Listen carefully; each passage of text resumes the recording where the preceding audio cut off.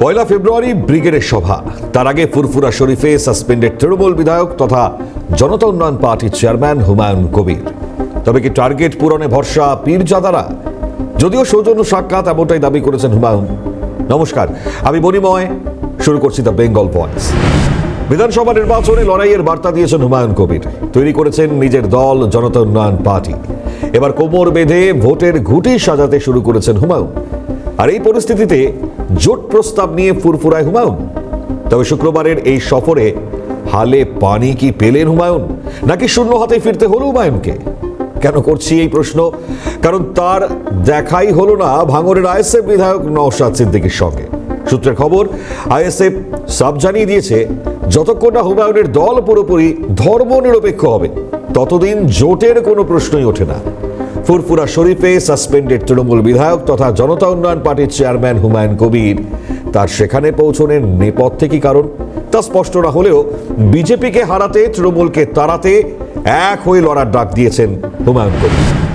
যে দল করেছে এদেরকে হারানোর জন্য যারা যারা যেসব রাজনৈতিক দলগুলি চায় যে এই অত্যাচারী বা দুর্নীতিগ্রস্ত তৃণমূলের সরকারটার পতন হোক, যে কেউ আমাকে ডাকলে আমি তাদের কাছে যাব, আমি ডাকলে তারা যদি আসে আমার কোনো। মমতা বন্দ্যোপাধ্যায়কে লাগাতার নিশানা। পীরজাদা ইব্রাহিম সিদ্দিকীর সঙ্গে হুমায়ুনের কথোপকথন লাগাতার নিশানায় মমতা বন্দ্যোপাধ্যায়। শুনুন। আপনি এই যে রাজ্য সরকার পশ্চিমবাংলায় যে মুখ্যমন্ত্রী হয়েছেন, ভারত স্বাধীনের পর থেকে এত বড় বিচারিতা মিথ্যুক মুখ্যমন্ত্রী এর আগে একটাও হয় না। ইনি যেটা করছেন, ইনি আমার রাজ্য সরকারে যেটা করছেন, জনগণের টাকা দিয়ে উনি মসজিদ করছেন, এইটা এইবারে মন্দির করছে। এটা তো হিন্দু ভাইরা করতে বলেন না তো ওনাকে। উনি জোর করে বিভাজন করে হিন্দু ভোটটা টানবার জন্য এই কৌশলটা উনি চালিয়েছেন। এটা যে আপনি বুঝতে পেরেছেন এতদিন পরে, কি বুঝলেন? এটাই আমি মানে খুবই খুশি যে আপনি ভারতের সংবিধান আইনে আছে যে কোনো মানুষ দল করতে পারে, কোনো অসুবিধা নেই। তবে ধর্মকে নিয়ে রাজনীতিটাই হচ্ছে আর কি আমাদের আপিতে, যেমন রাজ্য সরকার ওনারা করছে সামনে ধর্মকে থেকে ফুল দমে এই মমতা ব্যানার্জির দল বলে রাজনীতি করে বেরিয়ে চলে যাচ্ছে। আর ওনারা তো বলছে আমরা রাজনীতি করি, সাধারণ মানুষের ট্যাক্সের টাকাই করছে, আমরা তো আমাদের কমের টাকাই করছি। এটা তো আপনি যে বাবরি মসজিদ হচ্ছে, এটা তো মুসলমান কম জাতির টাকা, ওখানে অন্য টাকা ঢুকবে না, চলবে না। ইনি যেটা করছেন, ইনি আমার রাজ্য সরকারে যেটা করছেন, জনগণের টাকা দিয়ে উনি মসজিদ করছেন, এইটা এইবারে মন্দির করছে। এটা তো হিন্দু ভাইরা করতে বলেন না তো ওনাকে। উনি জোর করে বিভাজন করে হিন্দু ভোটটা টানবার জন্য এই কৌশলটা উনি চালিয়েছেন। এটা বাংলার মানুষ জানে, এটা নতুন ব্যাপার তো নয়। ওনারা বললে ধরেন সেটা সাংবিধানিক ভাবে, আর আমরা বললে কেমন বলছে অসাংবিধানিক। এটা যে আপনি বুঝতে পেরেছেন এতদিন পরে, কি বুঝলেন?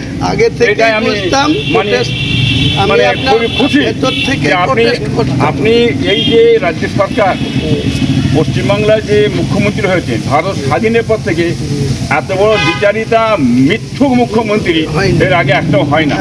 এটা হচ্ছে আমাদের মমতা ব্যানার্জি সাহেব। আপনি এতদিন পরে চিনতে পেরেছেন, এটাই আমি খুব খুশি। জানতে পারলাম দোয়া করবেন, থাকবে না এইটুকু আপনাকে। কৌশলে মমতা এবং অভিষেকের মধ্যে বিভাজনের চেষ্টা হুমায়ুনের। ব্রিগেডে 10 লক্ষ লোক হাজির করার চ্যালেঞ্জ ছুড়ে দিয়েছিলেন। সাথে জানিয়েছিলেন, আগামী বিধানসভা ভোটে জনতা উন্নয়ন পার্টির জোটসঙ্গীদের সঙ্গে পরিচয় করিয়ে দেবেন রাজ্যবাসীর। হুমায়ুনের বক্তব্যে জোটের ইঙ্গিত স্পষ্ট। পয়লা ফেব্রুয়ারি ব্রিগেডের সভা, টার্গেট 10 লক্ষ মানুষের জমায়েত। লক্ষ্য পূরণে কি ভরসা পীরজাদারা? এই প্রসঙ্গে তৃণমূলের রাজ্য সাধারণ সম্পাদক কাসিম সিদ্দিকী তিনি সাফ জানিয়ে দিচ্ছেন, ফুরফুরার দরবার শরীফ একটি তীর্থক্ষেত্র। উনি যে উদ্দেশ্য নিয়ে এসেছেন সেটা ভুল, এটা রাজনীতি করার জায়গা নয়। বিজেপির সঙ্গে বিজেপিকে ক্ষমতা না আসতে দেওয়ার জন্য আমার দল, আর এই দুর্নীতিগ্রস্তদের পরাস্ত করার জন্য আমার। কিন্তু কদিন আগে তো কংগ্রেসের সঙ্গে কথা হলো কি? এখনই বলবো না, সময় কথা বলবে। 1 ফেব্রুয়ারি কলকাতার ব্রিগেড ময়দানে দেখতে পাবেন, মিলিয়ে থাকবে। আমার টার্গেট 10 লক্ষ। এখন কত হবে তো আমি গুনতে পারবো না, আপনাদেরকে গুনতে হবে। ক্যামেরা চমক থাকবে যে নিশ্চয়ই থাকতে পারে। ফুরপাশি মুসলিমদের তীর্থস্থান, এখানে সবাই আসার অধিকার আছে, সবাই আসতে পারে। তারকেশ্বরে সবাই যেতে পারে, এটা মুসলিমদের তীর্থস্থান, সবাই আসবে। তবে উনি যে উদ্দেশ্যে এসেছে এটা সেই উদ্দেশ্য জায়গা এটা নয়। প্রথমে ফুরফুরা শরীফের পীরজাদা সাফেরি সিদ্দিকীর সঙ্গে বৈঠকের পর পীরজাদা ইব্রাহিম সিদ্দিকীর সঙ্গে কিছুটা সময় কাটিয়েছেন। এরপর গিয়েছেন ভাঙড়ের আইএসএফ বিধায়ক নওশাদ সিদ্দিকীর দরবারে। পরে কথা বলেন পীরজাদা ইব্রাহিম সিদ্দিকীর সঙ্গেও। সেখান থেকে বেরিয়ে সাফেরি সিদ্দিকীকে নিয়ে ছোট দরবারে নামাজ পড়েন হুমায়ুন কবির। তবে ধর্মনিরপেক্ষতার দিকেই পীরজাদারা, তা তাদের কথাতেই স্পষ্ট। ঐক্যের বার্তা দিলেন ফুরফুরা শরীফের পীরজাদা তোহা সিদ্দিকী। আমি হুমায়ুন সাহেবকে বলবো, একটা মসজিদ তৈরি করতে গিয়ে মুসলমানের ভেদাভেদ তৈরি হবে, একটা মসজিদ তৈরি করে দেশের মধ্যে অশান্তি হবে, একটা মসজিদ তৈরি করতে গিয়ে এই রাজ্যের অশান্তি হবে, সেই মসজিদ আমাদের দরকার নেই।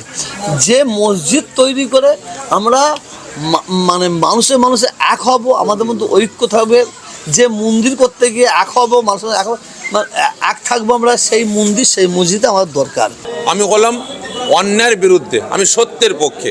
যে ভালো কাজ করবে, যে দেশ দশের কাজ করবে, যে দেশের সংবিধানকে রক্ষার স্বার্থে কাজ করবে, আমি তার পক্ষে ছিলাম, আছি, আগামীতে থাকবো। অন্যদিকে ভাঙড়ের আইএসএফ বিধায়ক নওশাদ সিদ্দিকীও স্পষ্ট করেছেন, তাদের লড়াই নির্দিষ্ট কোনো ধর্মের মানুষের জন্য নয়, সংখ্যাগুরু ও সংখ্যালঘু উভয় সম্প্রদায়ের মানুষের জন্যই তাদের লড়াই। আমরা শুধু সংখ্যালঘু ভোটের দিকে তাকিয়ে থাকি না, সংখ্যালঘু থেকে সংখ্যাগুরু। আজকে সংখ্যাগুরুরা কি শান্তিতে আছে? তাহলে ওই মূর্তি ভাঙাদের যারা ভাঙছে তাদের বিরুদ্ধে আমাদের লড়াই, মসজিদে যে ইট ছুড়বে তার বিরুদ্ধে লড়াই। এখানে ফুরফুরা শরীফে আসে, একটা হচ্ছে ফুরফুরা শরীফের পীর সাহেব আছেন, তার স্মরণে আসেন এখানে। আর একটা ফুরফুরা শরীফে আসতে বলে নওশাদ সিদ্দিকীকে দেখা করার জন্য রাজনীতি নেতাকে। এবার কোন উনি উদ্দেশ্য নিয়ে এসছে তা আমি জানি না। উদ্দেশ্য স্পষ্ট হলে সেটা আমি কথা বলবো। কেন কথা বলা যাবে না? কথা বলতে তো কারো এর আগে না কি বলে আপনার অসুবিধা নয়। আমার বাড়ির মেহমান তিনি, ফুরফুরা শরীফের মেহমান, কথা বলতে অসুবিধা কোথায়? এখানে কোনো বাধা নেই, কোনো অচ্ছুতের ব্যাপার নেই। বলে রাখা ভালো, তৃণমূলে থেকেও যেন বিচ্ছিন্ন ছিলেন হুমায়ুন। বারবার মুখ খুলে দলের অস্বস্তি বাড়িয়েছেন, দল থেকে বহিষ্কার করা হয়েছে তাকে, তবে বিধায়ক পদ তিনি ছাড়েন।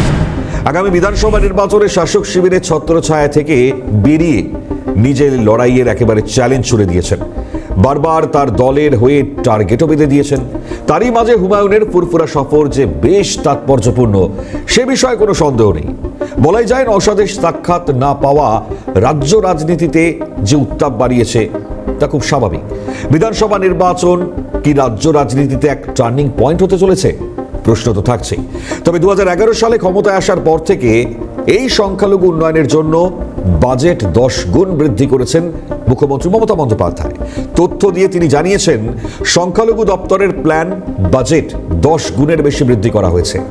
2010 থেকে 11 সালে 472 কোটি টাকা থেকে বেড়ে 2025-26 সালে 5,602 কোটি টাকারও বেশি হয়েছে।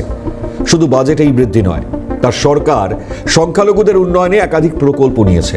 সংখ্যালঘু ছাত্রছাত্রীদের জন্য রাজ্য সরকারের টাকায় ঐক্যশ্রী স্কলারশিপ চালু করা, এছাড়াও সংখ্যালঘু যুবক যুবতী এবং স্বনির্ভর গোষ্ঠীর সংখ্যালঘুদের বা সদস্যদেরকে স্বনির্ভর করার জন্য 16,31,000 উপভোক্তাকে 3,926 কোটি টাকার ঋণ দেওয়া হয়েছে।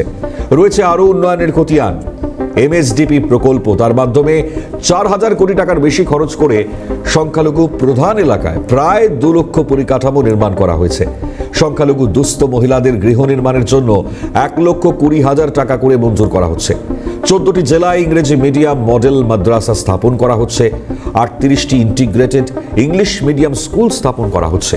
এছাড়াও 14টি জেলায় ইংলিশ মিডিয়াম মাদ্রাসা, মাইনরিটি হস্টেল, সংখ্যালঘু উন্নয়ন পর্ষদ এবং সংখ্যালঘু স্কিল ডেভেলপমেন্ট বোর্ড গঠন এছাড়াও একাধিক পদক্ষেপ নেওয়া হয়েছে।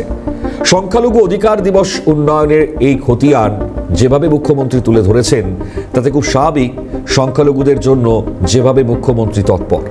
অর্থাৎ সংখ্যালঘুদের মান উন্নয়নে যখন মুখ্যমন্ত্রী এবং তার সরকার লাগাতার কাজ করে চলেছেন, সেখানে তাকে কার্যত টার্গেট করে হুমায়ুন কবির তার করা এই রাজনীতি কি হালে পানি পাবে?